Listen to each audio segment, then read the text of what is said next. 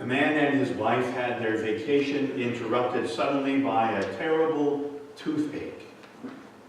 And as they were approaching a little town, they didn't know anybody in the town on the highway, but they drove in and asked for directions to the nearest dentist. They went straightway into the dentist's office and told the receptionist that they were in an emergency situation. They had to see the dentist immediately. So the receptionist showed them into a little room, and in a minute, the dentist came in. They stood up to greet him, and the wife said, "We're on a trip, and we have to be somewhere very soon, and we have a tooth that must come out now. We have no time for any shots or any gas or anything. It has to come out right now. Please just pull it out." So the dentist agreed to pull the tooth out the old-fashioned way and said, "Which tooth is it?" And the wife turned to her husband and said, "Show him the tooth, dear." How much courage do we have? Would you do that? Pull your tooth that way? No. How much courage do we really have? Courage means that we know who we are in spite of everything going on around us. In spite of circumstances that might seem to be against us. Because of courage, we can face those things, which even might seem to threaten to destroy us. Jesus was an incredible man of courage. He was willing to go up to Jerusalem and face the people and the forces that were waiting there to destroy him. This was a huge test of his courage. Several times Jesus spoke with his disciples about going to Jerusalem. And this is the last time he spoke of it, the third time. The more he talked about it, the more agitated you could hear them becoming. Late in Matthew's Gospel, we find Jesus and the 12 getting ready to go to celebrate the Passover in Jerusalem. And Jesus pulls the 12 aside on the side of the road and says to them that he is going. We are going to Jerusalem. And the Son of Man will be delivered to the chief priests and the scribes, the teachers of the law, and they will condemn him to death and deliver him to the Gentiles, to be mocked and whipped and crucified. And he will be raised on the third day. Which part do you think they heard? We're going. And the Son of Man is going to be betrayed. And it's going to be horrible. It's going to be awful. And he's going to die. We hear that. But did you hear the last sentence that Jesus said? And on the third day, exclamation mark, he will be raised. Courage helps us to hold on to that. Jesus was about to face the greatest test, perhaps, of his courage. But these were the moments that he was born for. These were the moments for which he had been living, and leading his whole life towards. These were the moments that threatened to completely undo him, but they were the moments that would make him, that would demonstrate his prevailing over even those circumstances.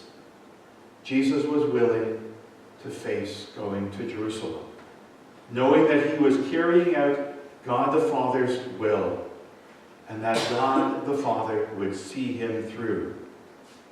In that, he found great courage. So there's a couple of things that we can hopefully learn and apply in our own lives from Jesus here.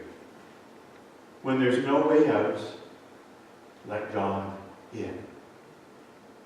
Sometimes there is no way out. Sometimes it feels like there's no way out. Jesus knew that it was true. There was no way for him to realistically avoid going to Jerusalem.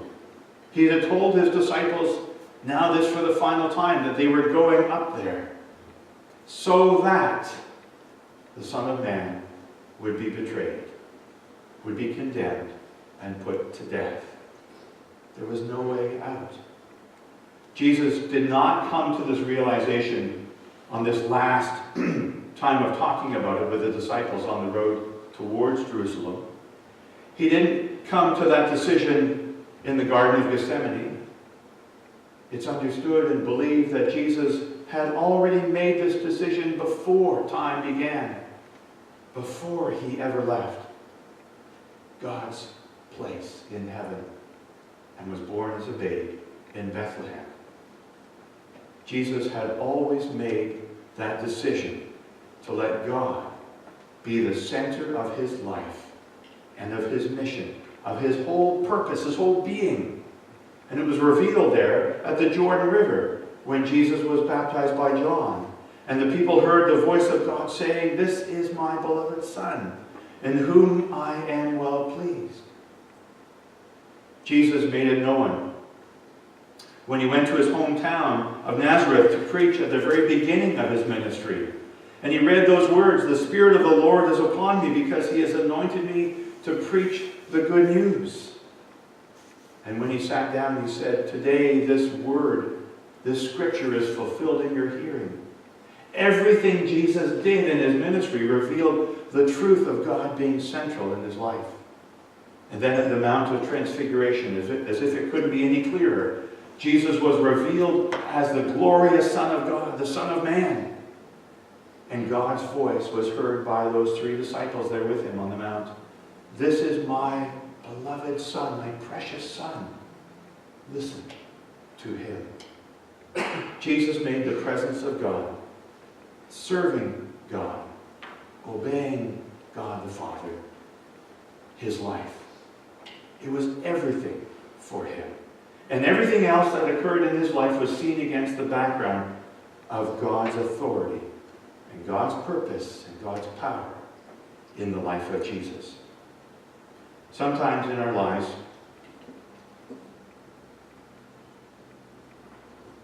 we face things that we'd rather not have to face. We all go through difficult times.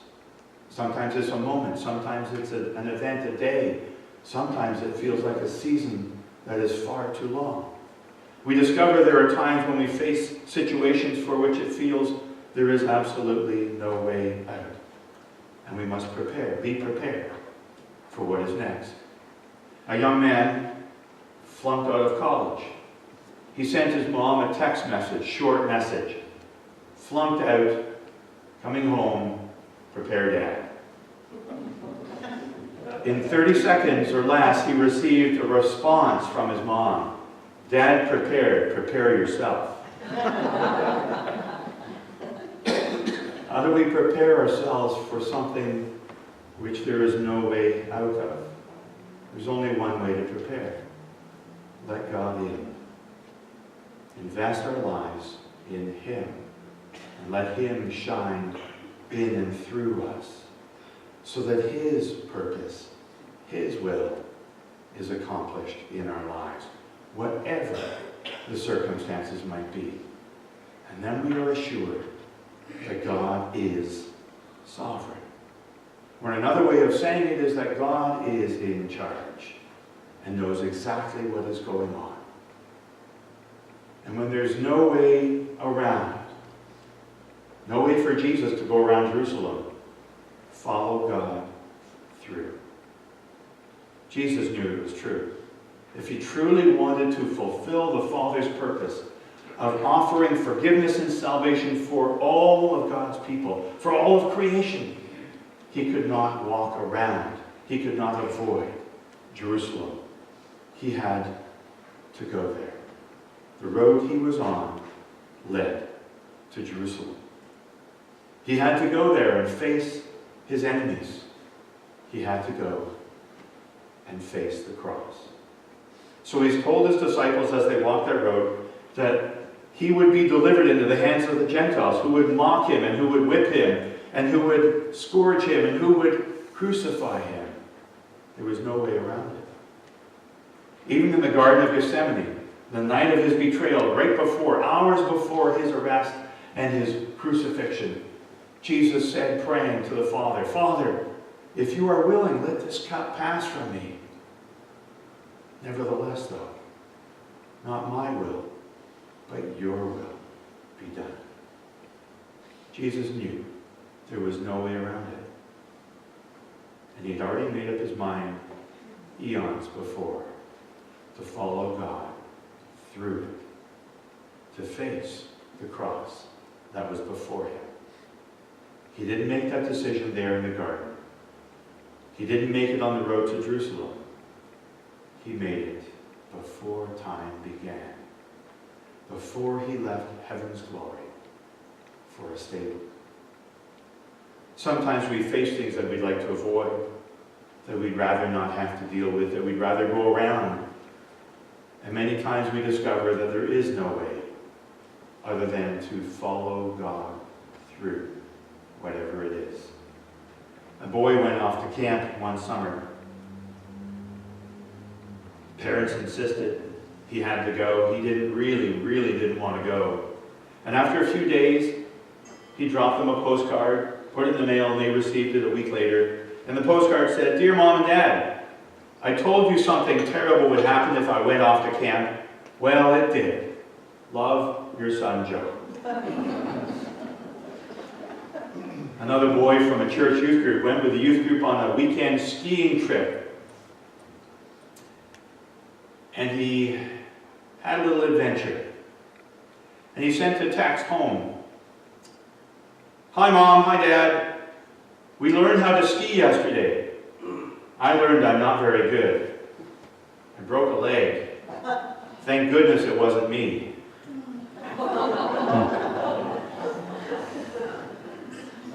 Some things we cannot avoid.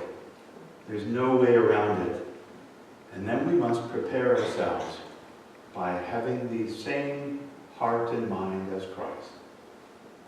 Letting God in thoroughly in us and knowing that we're going to follow God through it.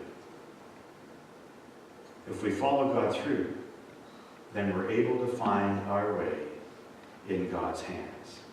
And He will always lead us in the path of life. Jesus knew that He had to stay on the road, but on the road, He was following God's purpose. Jesus told His disciples that He would be crucified. And then He added that all-important last sentence in those 3 verses. And on the 3rd day, He will be raised.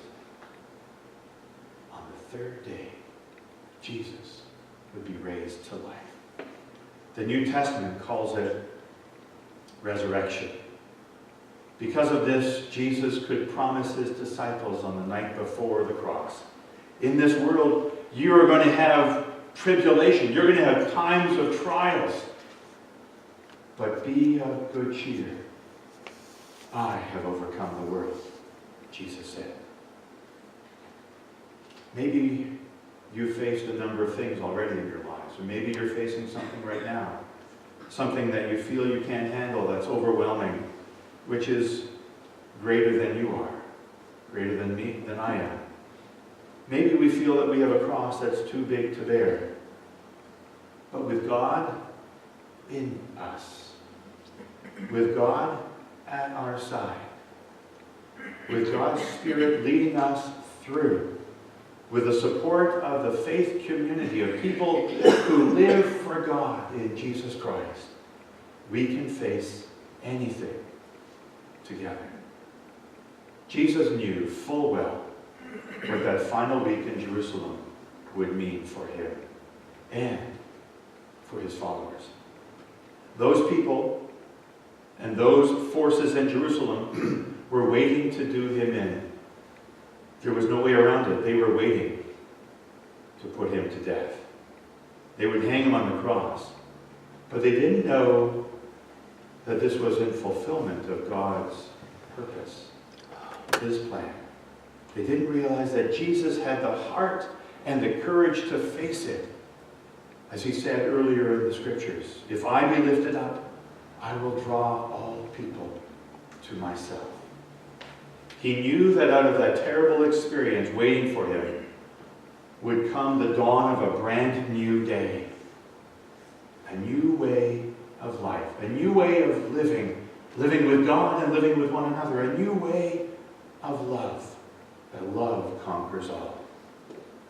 And Jesus demonstrated His courage with His focus upon God. The things which threatened to break Jesus are the things through which Jesus prevailed, by the gracious love and power of God's Spirit. His victory is a promise for all of us. So when it feels like there's no way out, we let God in. When there's no way around, we follow God, leading us through everything for His glory and His praise.